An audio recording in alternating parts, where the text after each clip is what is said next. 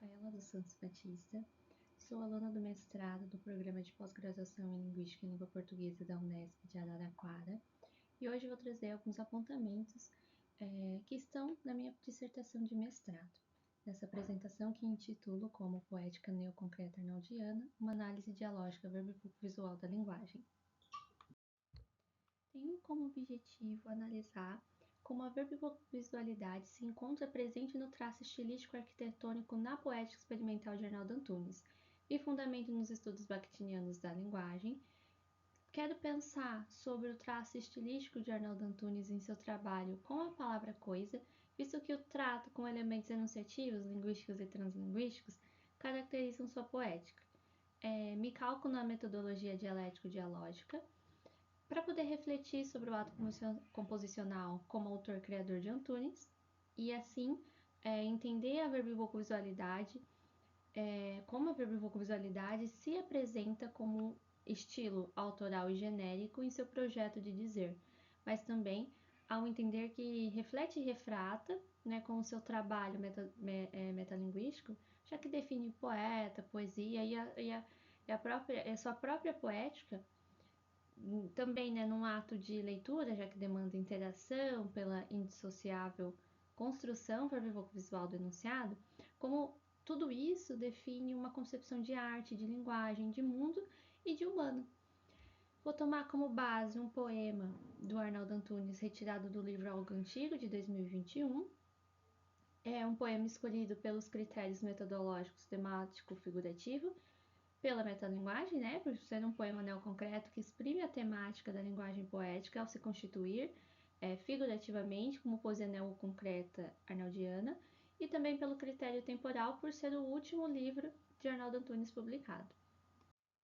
É a partir desse poema que vamos buscar entender a verbovisualidade como uma concepção de linguagem que está na composição estética de Arnaldo, usada para criar e trazer em máxima potência a totalidade do seu dizer.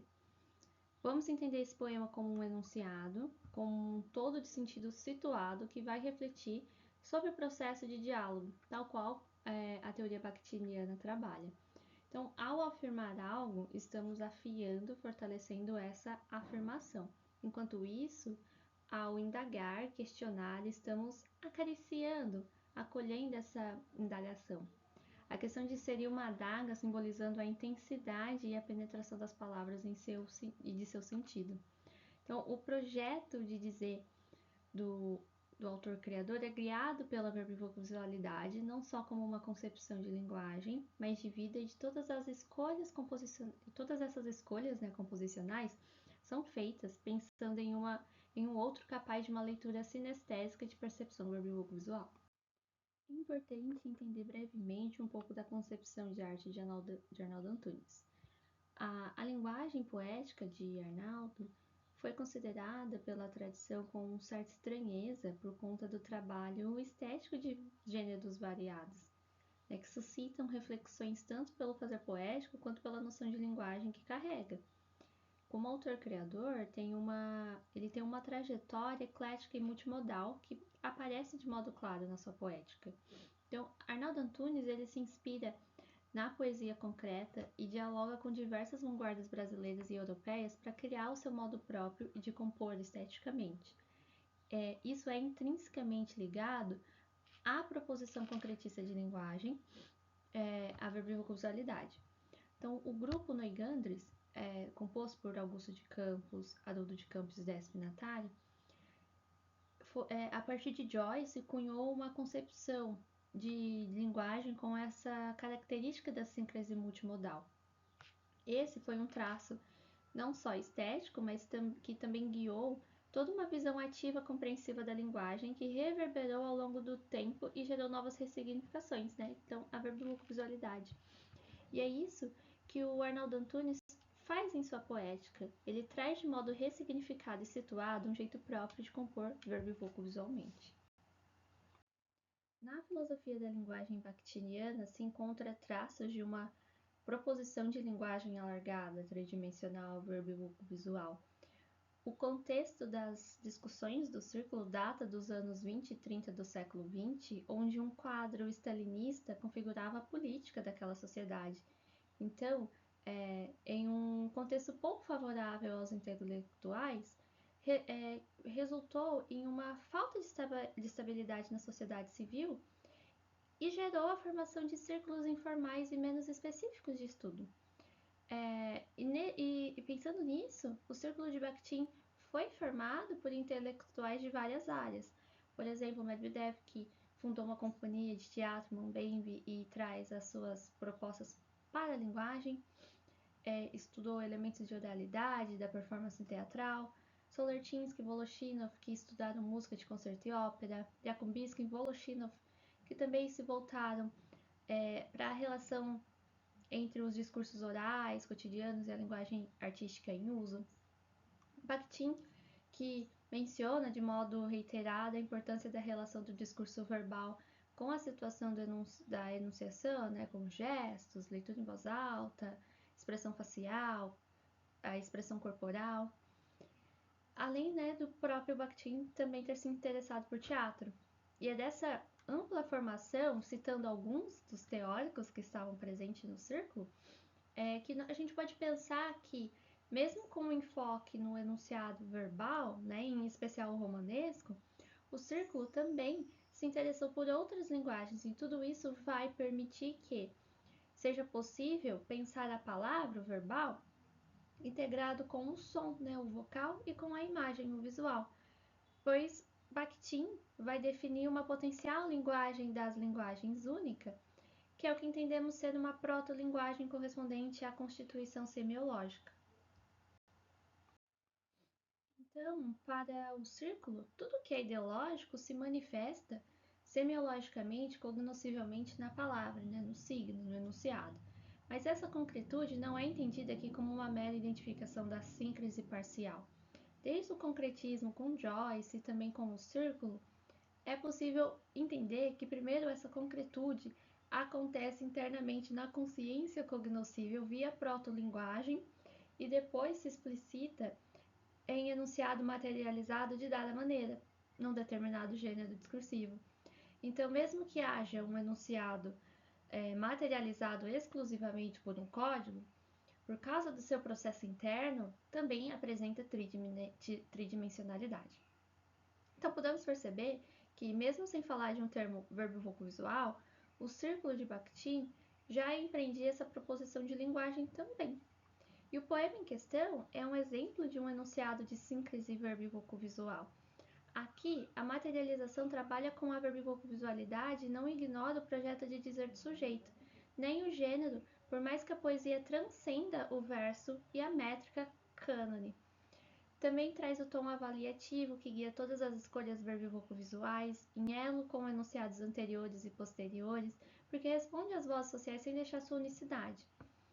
É assim que o Arnaldo Antunes constrói poemas neoconcretos, experimentais e as suas vídeos-poesias, porque ele toma a verbo-voco-visualidade, e aqui também trabalha a materialidade da palavra, das três dimensões simultânea e explicitadamente, com um objetivo do seu projeto de dizer autoral, isso sendo explicitado pela temática metalinguística de suas poesias. Então, o Arnaldo ele traz a verbo-visualidade não só para compor a poesia, para construir arquitetonicamente o enunciado, mas também sendo a partir dela que ele vai definir poesia e poeta. Então, a verbo-visualidade é usada como um princípio de criação enunciativa, mas também usado para complementar o seu dizer. A linguagem verbo-visual, além de parte da arquitetônica composicional, ela reflete e refrata toda uma concepção de ser sujeito em mundo, materializado enunciativamente. Então, tomamos a construção enunciativa verbo-visual, interna e externa, como uma parte basilar do dizer-fazer arnaldiano, pois é essa concepção que funda sua estética e suas ações. Suas obras, então, também misturam códigos, né, em sua arquitetônica, trabalhando aí a verbo-visualidade, e são metalinguísticas justamente porque quer autodesignar e autocaracterizar. num sentido de mostrar em classificação, de não colocar rótulos, como o próprio Arnaldo Antunes se define como inclassificável. A temática metalinguística, seu viés valorativo do enunciado, aparece como ideologia porque fundamenta sua vida e arte, evidencia a verbivocalização como até uma concepção filosófica de viver e de agir.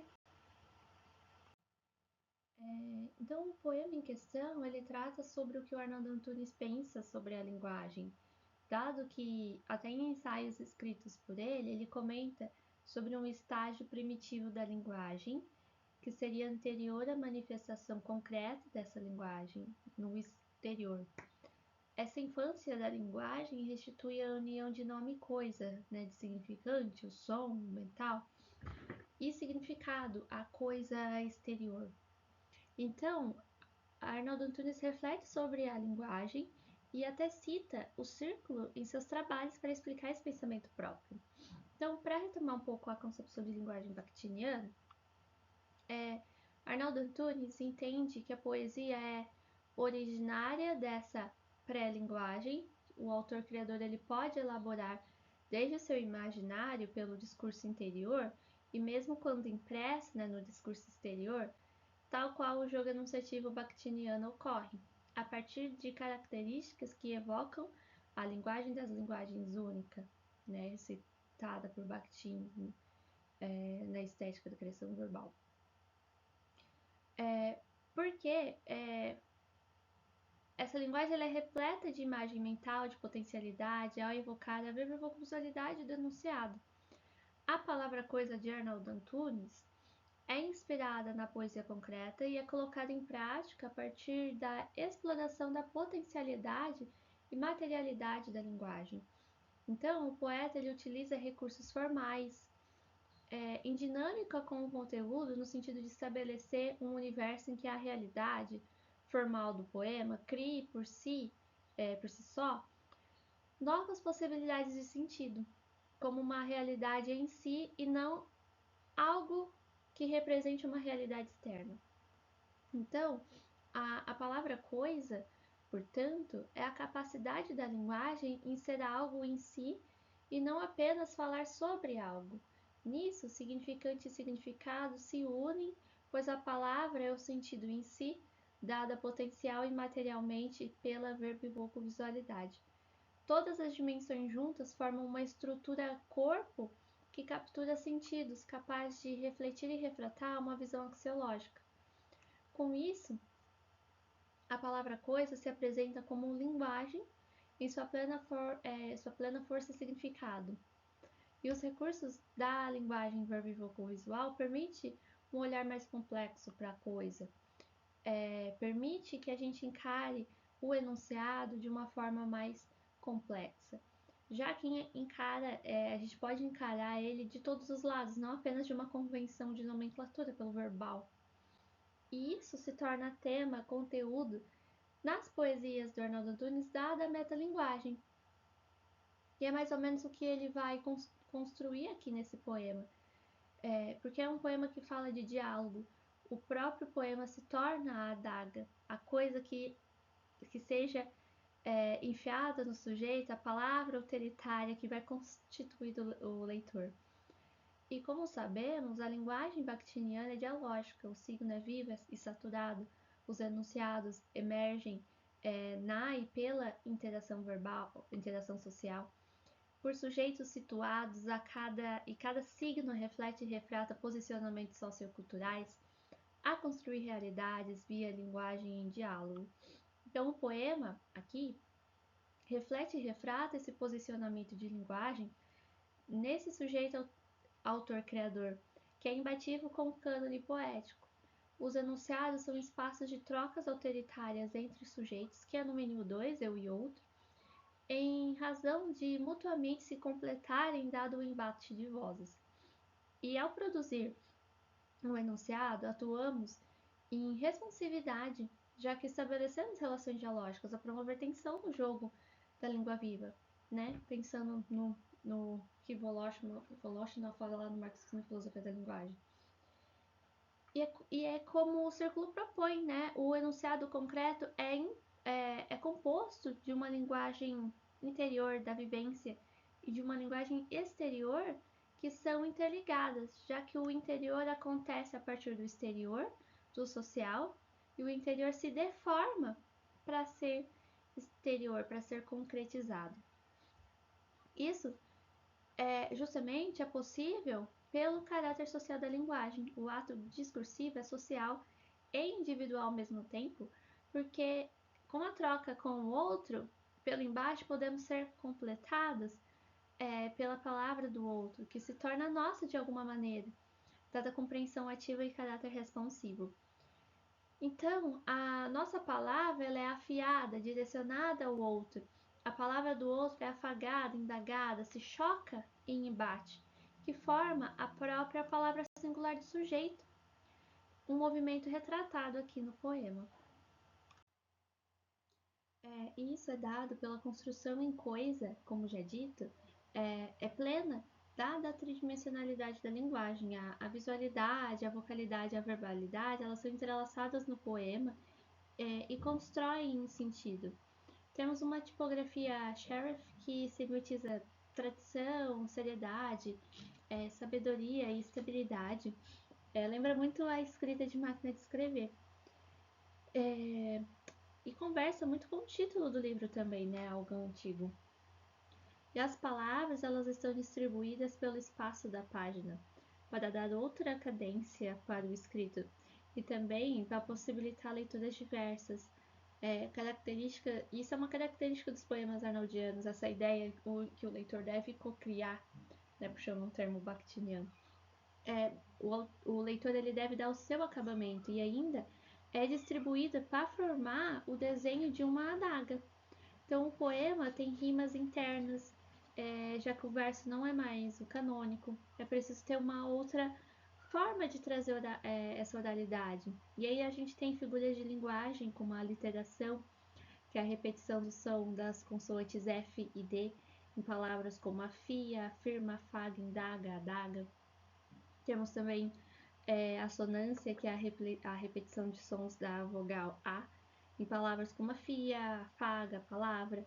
E aí na palavra palavra a gente tem a supressão da letra A, porque quando internalizamos, a palavra já não é igual, já não é mais do outro. Ela se torna nova, irrepetível, nossa.